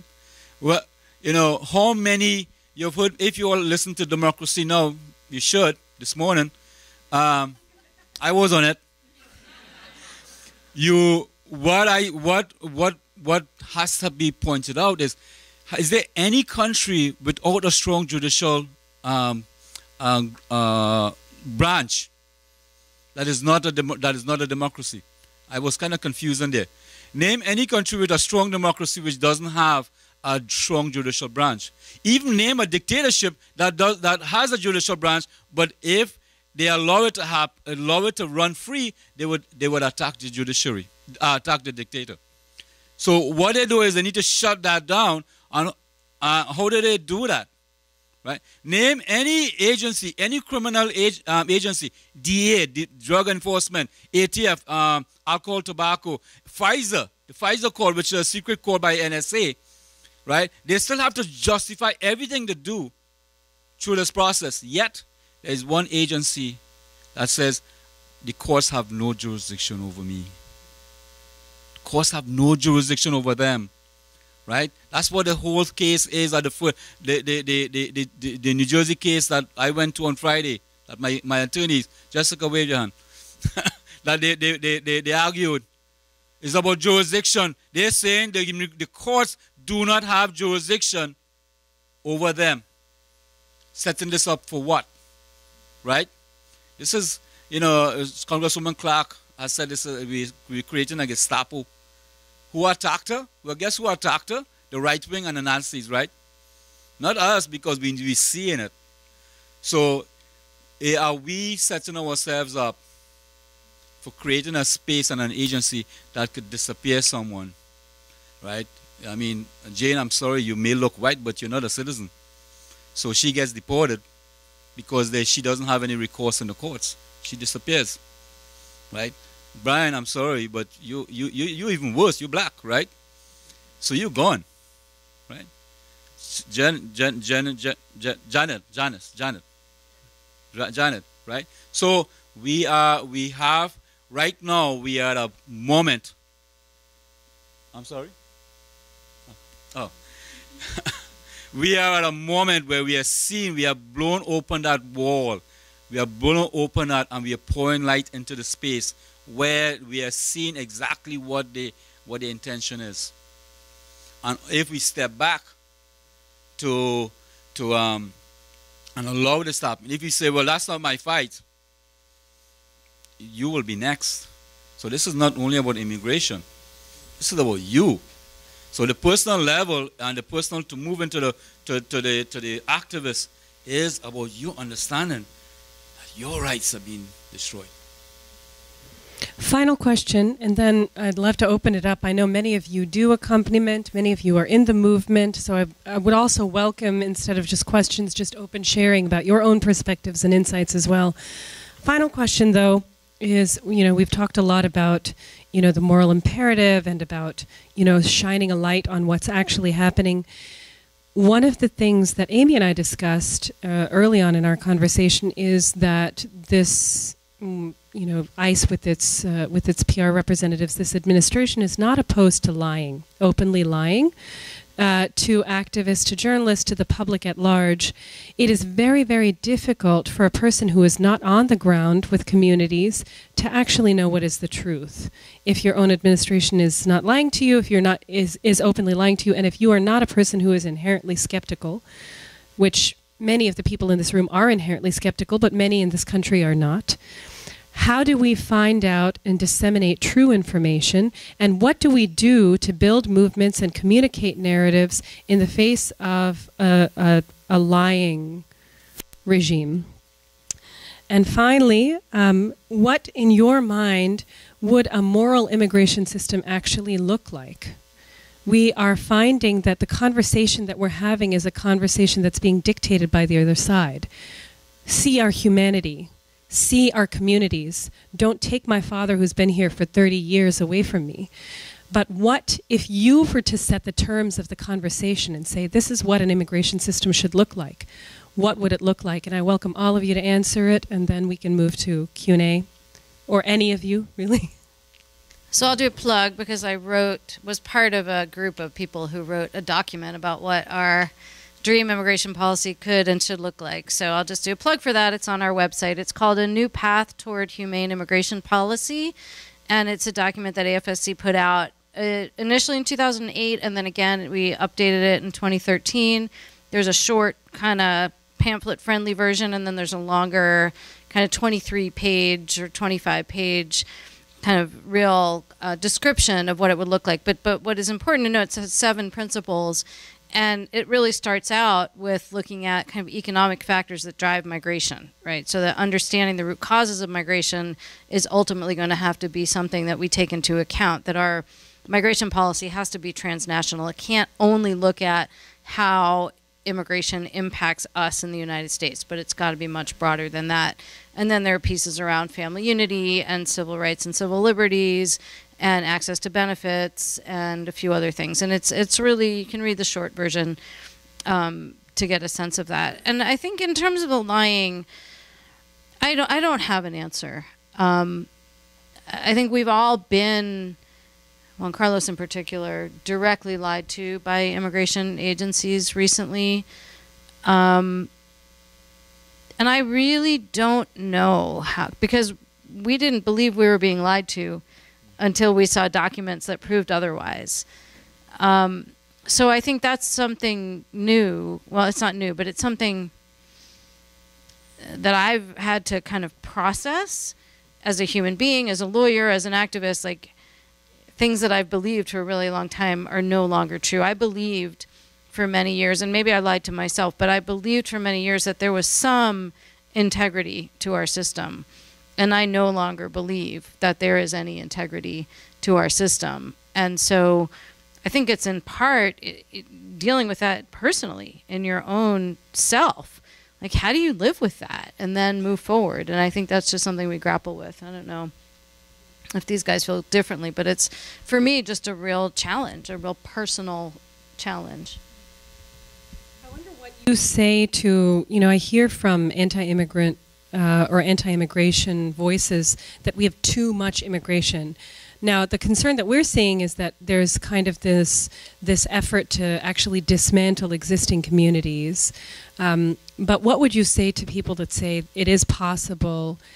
Now, I don't agree with this, but there are people who say that it is possible to restrict immigration in a humane way, and that it's not out of the realm of reasonable. Now, I wonder if, Juan Carlos, if you, Reverend Ruiz, if you could respond to that. You had mentioned that you thought that there were lots of things that people weren't acknowledging about why people come here and what role U.S. foreign policy has played in that. And, so is there a moral and safe way to restrict or limit immigration beyond the question of actually dismantling existing communities? I mean, there is a very myopic sense of, well, it's translated into our hyper-nationalism, I think, nowadays. But we are not seeing beyond our borders how our policies are really impacting our communities, our countries of origin. You know, and that's probably because, you know, as a host country, we deal so much with the consequences of the displacement that our economic policies are having in those countries. So we do need to, but not only that, I think we do need to learn about that, but we also need to learn about the resistance and the knowledge that our communities of origin are experiencing. So not only, I guess there has to be a lot to do that we have to study in terms of, you know, why are people here? You know, and it comes with that cliche, you know, why are they here? Because we are there many times, you know. As a nation, as these transnationals, you know, seeking to a profit, you know, that drives them to go to, you know, to our lands. And, you know, just take our Ifana community here in New York, we have 140,000 people.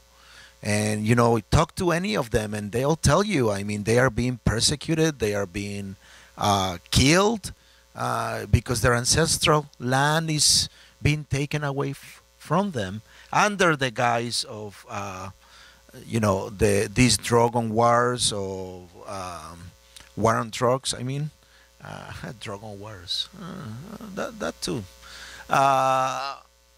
And I mean, so I think we do need to hear the winds from the south, learn more than, you know, why are people coming here, but basically also look at, you know, how people are really, you know, defending their own territories. This global sense that we talk about in the capitalistic system, I don't think we have catch up in terms of how we are organized, how we are organizing in our communities. So we need to really learn from that. I'm sorry. No, go ahead. So I never believed that Immigration Customs Enforcement had any integrity, right? From personal experience. So that was never a question in my mind. I've seen too many people being deported to countries that they have never, they're not a citizen of. So the integrity question, I challenged my wife on, but you know, we'll deal with that personally, separately. How many of you still live with your parents? How many of you still live with your parents? Right? Okay. So I asked that question because migration is a natural process. You migrated from your home as soon as you became of age, whether it's by age or by marriage or whatever reason. You left home. That's a migration process in a microcosm, right? And it was safe because we had people behind us and we had people helping us go to that next space. Migration is natural. We have open borders between New Jersey and New York. No one really wants to live in New Jersey, but people still don't come to New York en masse, right? So I used to make this joke about Staten Island. My wife told me to stop using Staten Island. But I'm from New Jersey. So I can make it. Anyhow, so migration is a natural process. Yet we have made it so dangerous. Why is that? There are many reasons, and we're not going to go into that right now. But first, we have to look at that. Naturally, the birds and the butterflies and the whales, etc., migrate from place to place. How do we create a safe policy? Maybe I'm going to give a suggestion here. For every $1,000 or maybe every $10,000 that is extricated from a country, there should be one immigrant who's be allowed into the country that is going to. I'll repeat that. I'll say it in a different way. For every dollar that comes, $10,000 that comes from Mexico to New York or to America, there should be allocated one visa per 10,000 people. All right? So, because we have corporations going back and forth, we have money going back and forth, we have trucks going back and forth, we have food, we have commodities, we have the flu going back and forth. So there are all of these things happening naturally. and yet we cannot, as human beings, think about each other and create a safe space. So maybe we have to go down to the capitalists, as Juan Carlos said, use the money of having them rape our country, but that money now is becoming part of the process that we can go to, you're taking everything away from me, maybe I need to follow that money also. Much to our panelists. Brief round of applause, everyone.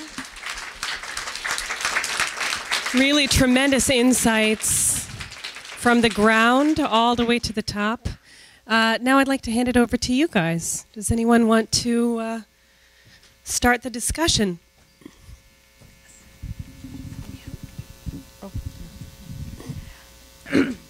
Hi.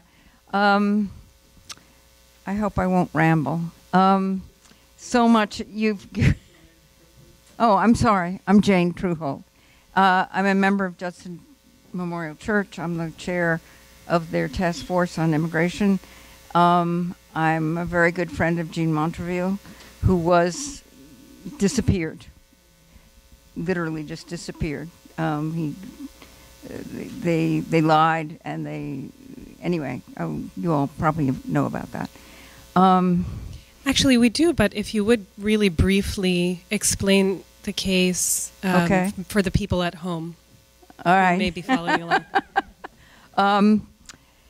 So Gene's was in this country for 31 years. He came here at 17 with a green card with his father and stepmother as a legal resident from Haiti, where he is now after 31 years.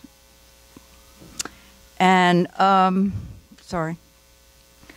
And when he was a young man, he got involved with somebody and was convicted of drug possession, served 9 years, not sure, a long time. Got out on good behavior. He was, and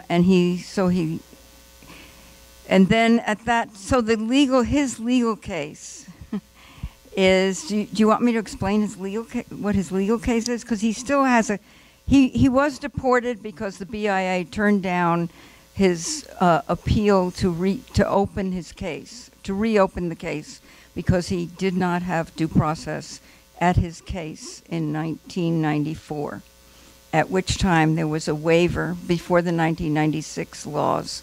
This isn't what I wanted to talk about at all.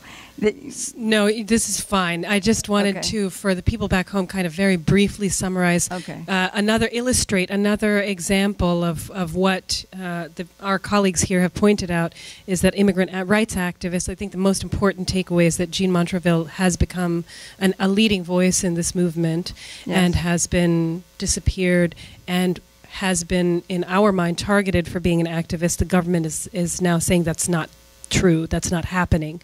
So I just wanted to point out that this is another person here. And he still actually has a case because his lawyer practically ran, I guess virtually, to file an appeal on the decision of the BIA. So he could come back. Your questions. Okay. Thank you for filling us in. So I wanted to say two things, actually, that are kind of an opposite, because that's the way I am. I have this part and that part. So I have the positive, which is that I came into this movement and activism through my, I guess, training as a lawyer, because I thought the lack of due process was so horrendous, and got involved with the New Sanctuary Coalition in 2007 when it started. And in the process, so I was a secular person, but in the process, in some ways, I've gained some faith.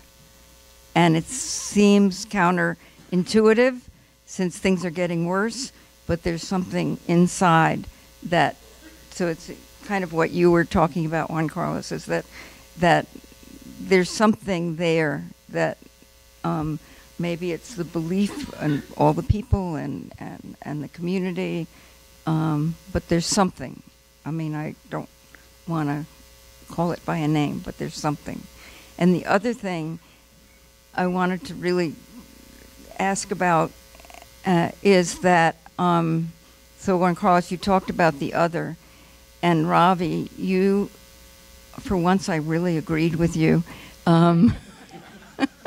is that, because I've been sitting here thinking, this immigration that we're so devoted to, you know, finding some sort of rational, humane, just solution to, is one little part. It's not a little part, but it's just a part of what's happening in the country.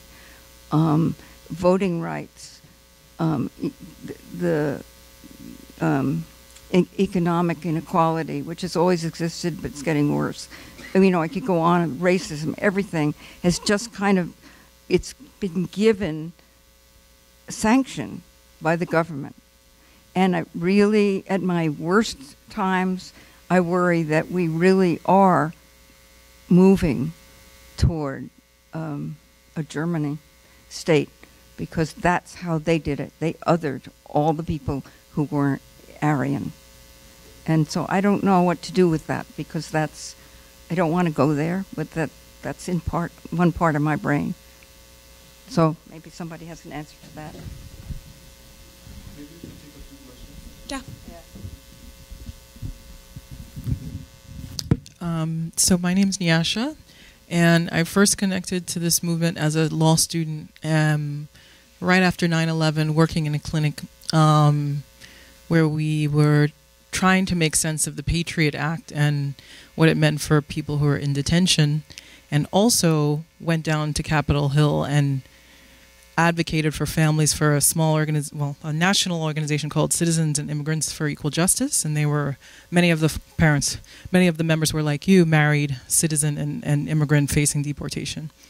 I say that to say that a very difficult time, and it was so overwhelming. I think I just said, oh, I'm not going to do this work.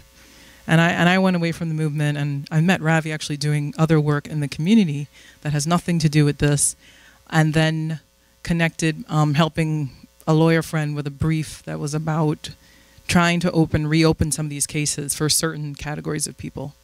But I have no idea other than that what is happening now in the movement, and it being here brought me to sort of remember that experience and really reflect on how powerful those stories were at that moment, especially the stories of detention, because it was a human rights issue, as your case is, and it raised people's awareness of sort of this togetherness, you know, that we're all in this fight for dignity. So I was thinking about that. I was wondering how in the world it is that we, you know, lay people don't really know that much about like the systematic nature of, you know, this immigration business and what happens when people get into detention. Like, I don't personally, I had an experience and still don't, I'm not that familiar with other stories like that. So that's number one. And then just a bigger question about how do we connect that narrative to the narrative of deportation and why it's wrong, especially in these, you know, mixed American families.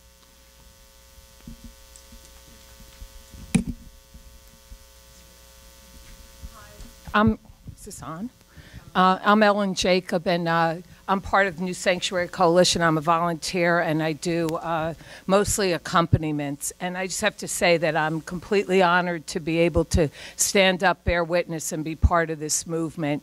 And until Trump was elected, I had heard about immigration, but I had no idea at how draconian and how horrific and how unjust this system was. And I talked to friends who, you know, white privileged friends who are smart, and they have no idea what's going on. When they hear that I go into court on Varick Street and there are human beings who have done nothing wrong wearing orange jumpsuits shackled, and that is the way they have to stand before a judge, they are shocked and they don't know. And I really believe that we need to get these stories out. It's not just the stories of the people who are being deported, but it is also the stories and the facts of what we are doing to people when they are in detention and how we are treating human beings. And I just want to say at 26 Federal Plaza, well, it's now the 5th floor, it was the 9th floor, there is often there is not one white person waiting to check in. So anybody who doesn't believe this is ethnic cleansing is crazy, if you don't mind me saying. And the last thing I just want to say is another issue we have is that immigrants can't vote. So the politicians, I hear nothing out of the Democrats. I hear nothing about what the policy should be because immigrants can't vote. And unless we, in Florida, they call us allies, but unless we get there and start showing that the votes are going to matter, the policies are not going to change. And this inhumane, draconian, and German society is going to continue. And as you can tell, I'm angry. And I'll be in court on Thursday morning. I get up at 6 o'clock in the morning. I'm old now. I don't usually get up at 6. I get up at 6 o'clock to go to Varick Street so a guy who was actually in detention with Ravi can know that there is a human being out there who cares for him. And that's what we all have to do that.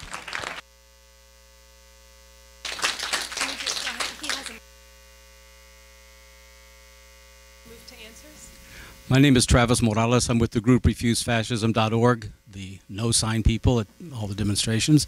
And I wanted to follow up both on what this last sister had to say and also the sister from Judson.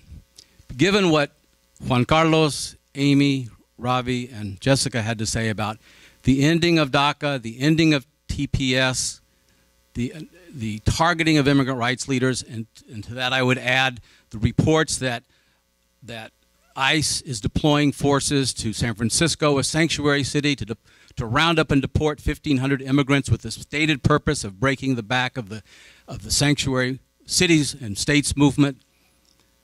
And given the fact that this racialization and the shithole comments from Trump, the white supremacy of this whole anti-immigrant program and the whipping up of fascist forces, given that, and particularly what Ravi had to say about ethnic cleansing. I mean, this is genocidal. When they're sending people back to places like Honduras or places in Mexico where people don't have food to eat, this is genocidal.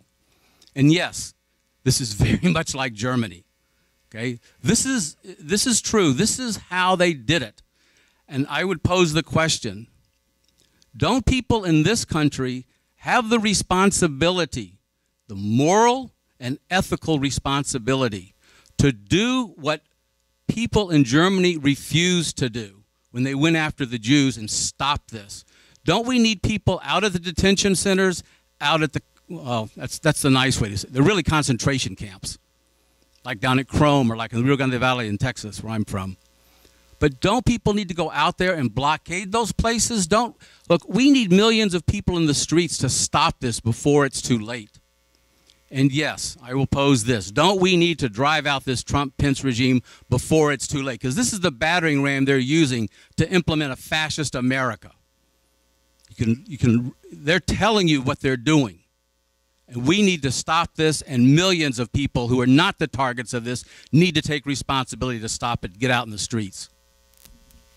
So just to recap, I think they're all connected themes here. We're hearing a lot of emotion and outrage, a sense of urgency to act. And I do want to point out that much of the urgency is coming from non-brown people. So that's something. White people.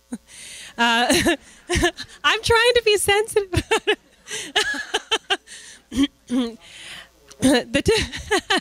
So the two things that we're hearing is a lot of outrage and a sense of urgency to act now.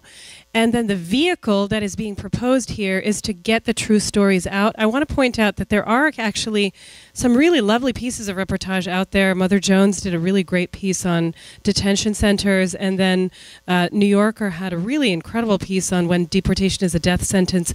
Unfortunately, these are not widely circulated. They're niche. The people who are reading them are already, preaching to the choir, that whole thing.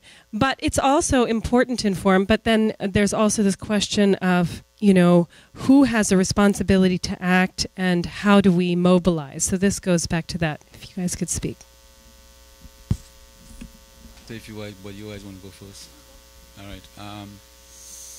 Stories. Well, we can expect stories to be told, to be created by media, video, sound, newspaper, etc. those are stories, and you know, Niasa, you talked about hearing these stories. That is true. We can't do this. Problem is, we are waiting for something to happen. That's the first problem we have to face up to. We are not, in this moment, what happened in the last 30 days is we were not waiting for something to happen. We made things happen. Right? That's the difference. So the stories that are going to be told is not about waiting for this recording to be posted before you talk about it. What Ellen is speaking about when she goes to Federal Plaza or to Varick Street is she is seeing these stories, she's living these stories, and that she can speak to these stories to everyone else around her. So when she goes up to where she lives, most likely a white enclave, right? That she will be, what? One black person. Okay. So, any Jewish people? I'm just kidding. A Jewish lawyer? I'm just kidding. I'm just kidding. But, Brian, this is who I am. I'm sorry, man. So, when she speaks to her friend, is about a story that she has connected with, and she's saying it with the same passion you heard in her voice a second ago, right? And the story is being told through that. And now her next responsibility is to get them to get involved, right? And Travis, I agree with you. Jane, we are, you know, the reason why I talked about the Gestapo is that we are that's closely following the same pattern, right? And what happened in those days is we refused to act. You know, Reverend Dr. Martin Luther King said, it is not the violence of my enemies I remember, but the silence of my friends. So coming back to the fact that we have to speak out about this by seeing and living the story with someone else. So the first thing you need to do is to become part of the accompaniment or to come into the clinic and live what other people are living. Right? You don't have to do that through New Sanctuary. There are other things that you can do, but we have the best programs. Right? And we always need volunteers. In fact, every Tuesday we maybe have we averaging about 70 immigrants in one night. Right? 70. If you talk to any legal firm, they will say that is mind-blowing. So we need volunteers. I agree with Travis that we need to be on the streets, but that's only one tool. That's not the only tool. So we have to be creative about what we need to do. And again, coming back to responsibility, personal responsibility in this moment is what you have to pick up. So yes, we can be on the street, but can we sustain blocking the jail every single day and every single hour? Right? That's not likely. If we remove this, the administration in the White House, the president, the vice president, guess who is in line? Right? And guess who's behind them? And guess who's behind them? So it's not just about removing them, it's about changing what is happening on the ground. This hate that has not been given what's the word I'm looking for? Approval. Right? You know, you can express your hate without being challenged to the hate that you're expressing. And that they're coming out of the woodwork like insects, saying this crap. And we are not holding them accountable. So the first step is to start doing that. And you, even if you don't join the accompaniment or the clinic, you can do that by, if someone starts this nonsense, well, immigrants are criminal. We are friends. If we need to continue being friends, stop talking about it. Right? Stop them. You don't even need to go further than that. Let's stop them. Because then they will know right away where they have to be, where they have to talk to you. That's a simple thing. Very meaningful. Right? And it shows them that you're holding them accountable for the hate that they need to express. And that includes our families at Thanksgiving, right? I'm just kidding here again, people. But when we talk about going on the streets, you know, another creative way that after January 11th, you know what happened is the violence that they perpetrated on us as peaceful civil protesters created a nightmare for them. But not just that they created a nightmare, but because we were able, everyone, not me, I wasn't there. I wasn't there. But Juan Carlos and Amy and Jane and Ellen and Marissa, they were all there holding them accountable. Right? We were standing up to say, why was this happening? My grandma was being thrown away like rubbish. You see that. You couldn't deny that. So having recorded all of those things is part of the process of where we need to be responsible and changing what is happening. Another creative thing that we have decided to do at New Sanctuary, but this is not just a person can do this. This is where we need to get the whole community involved in what we are calling the sanctuary hood. So that if immigration may say they want to go to, and I can say this publicly because I don't have a problem explaining certain of our strategies, but they go to San Francisco and they are going to sweep an area. Guess what? You can sweep an area, but if we are all standing there watching what you're doing, we are making them very uncomfortable. And that happened at Richmond Hill in Queens right here. The community stepped up. Stepped up. In fact, I had to call for help from NYPD to protect them. Right? But they weren't violent. But they were very, very present. And even if you want to say that you are being too quiet or you're just recording, does everyone have a spoon in their home? A spoon? A metal spoon? Does everyone have a saucepan? You come out here and you bang your saucepan in front of them. I am telling you, it may sound simple, it may sound crazy, but the domestic violence community has used this as a tool to stop violence within a person's home without getting physically involved. So we have to be thinking creatively. Going on the street, yes, but going on the street, how? So... but how do people actually find out information? Because I think, these immigrant sweeps, unless you live in those neighborhoods, you might not know that they're happening. So that's why you have to come to New Sanctuary, because we have all of this in place. And we are creating all of this process, because one of the things we have to remember, in November 9th, we knew everything had changed. And to do the same thing every day that we have been doing for 20 years, and nothing has happened, even when it was conducive, we weren't able to change anything. Do we expect anything to change under this administration? No. You have to rethink what it is. You have to create, as they may have a really good PR, we have to also be thinking creatively. So it is not that I am doing this movement by myself. So Niasa, Henny, and Janet, and Brian, I'm bad at names. And Brian, everyone, if we come together, we will be able to come up with some really, really, really good stuff. And they will make it very uncomfortable for Immigration and Customs Enforcement to act here. In fact, they do feel uncomfortable in New York City. They prefer to go to Long Island, or they prefer to go upstate, or New Jersey. Yeah, well, who cares about New Jersey? I'm just kidding.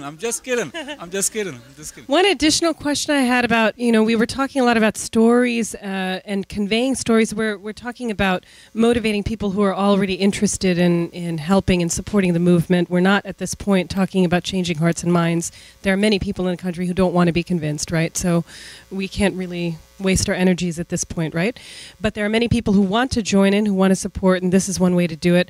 One thing, Amy, that sticks in my head, you'd mentioned that back with Friends, that in the earlier program that you used to have, you guys used to be able to pair immigrant stories or detention stories, detainees, with policymakers so that they could in real time experience those stories.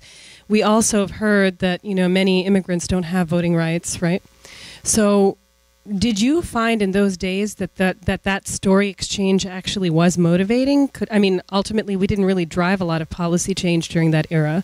So would you continue, how do we translate from motivation to activism to policy change? Yeah. That usually happens after my jokes. How much time do we have? A couple more minutes to take a couple more questions, or do we need to wrap? We need to wrap? Okay. Yeah. So we have not achieved policy change. But we haven't done enough of that involving and of really building and of really using creative strategies that Ravi was talking about. And I think a lot of what Ravi just said kind of answers that question, you know, because we did lose so much over so many years, especially when you look at, you know, some of our worst immigration policies were signed by a Democratic president. Some of the highest numbers of deportations were implemented under Obama. So we had what we thought might be conducive, and it's not so I mean, we just were not successful in policy change. Where we have been somewhat successful is at the more local level, right? At the city level, at the town level, at the county level. And so it's going to be incremental building up and really looking at how those local policies can influence the larger ultimate structures. And I think a lot of that happens as the policies change, the narrative changes. I mean, there's a lot to be done, but it's happening more and more. And we're seeing, you know, even in, you know, local communities where we're seeing unexpected shifts in electoral politics where, you know, Democratic women are running in longtime incumbent Republican districts and winning.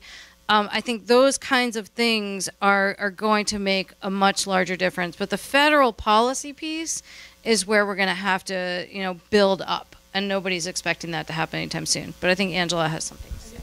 Last one. No, please.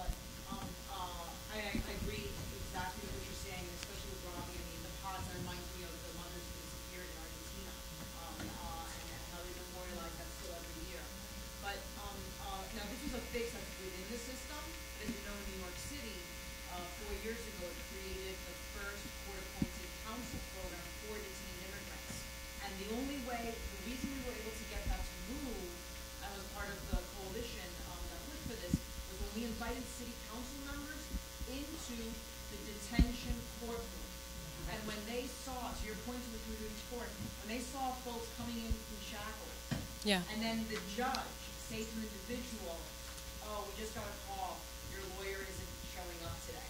And the guy starts crying. And he gets turned around, put back on the bus, and he's not going to come back to court for another 2 months. Yeah. So that was just one example of all of the horrors that they saw. And even when I started speaking to a Daily News editor and said, okay, so this is what should go into an op-ed. These folks come in shackles. And he's like, no, they don't. I said, no, they do. They come in shackles, in orange jumpsuits, into the courtroom. So unless people see it, they're not going to believe it. But that's what moved the city council that to then pass the budget law that allows for every single detained immigrant who's indigent in New York City to get a free attorney. Thank you so much. I want to thank everyone so much for coming, for your energy. I have one comment to make. I do have to say this because I don't want anyone to say that I'm propagating violence. A lot of the training that New Sanctuary creates is about non-violence and peaceful action.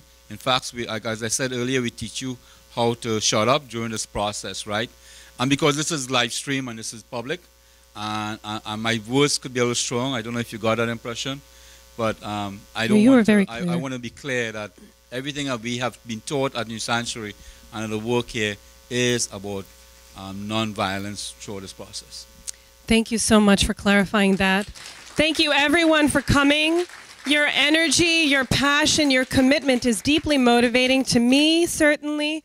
Thank you all for your time. Thank you so much to Brian, Janet, and the whole team at Live Arts. This is tremendous. And I look forward to seeing you guys out in the streets.